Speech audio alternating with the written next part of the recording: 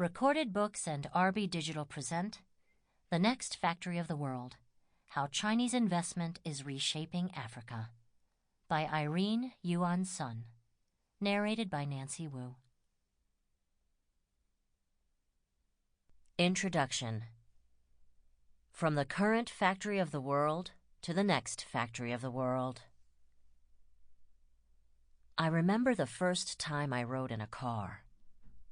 Not many people in America can say that, cars being as prosaic as they are here. But this was in China, where I was born and where I lived until age 6. Up to that moment, my conception of the Chinese word 汽车 consisted entirely of crowded buses onto which I was squeezed by my parents, and heavy-duty trucks that children were definitely not allowed in.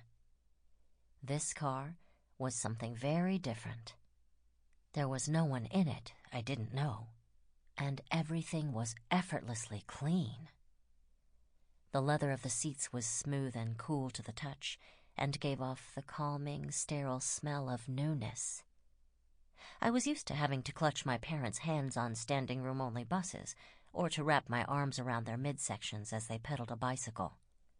None of that was necessary here, so I wasn't quite sure what to do with the unexpected freedom of my limbs. I wanted to rub the dark-tinted windows to see if they would get lighter so that I could look outside. But I had been told it was a special occasion to sit in such a chicho, which probably meant I should keep my hands to myself. Our family did not own the car, of course. It was the early 1990s, and almost no one in China owned a car. We took a spin in it as a treat from a family friend who was a government official.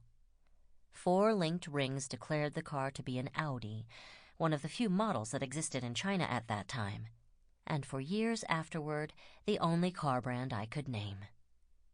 China had 4 car makers in total, all founded in the 1950s in a fit of central government-directed investment in heavy industry.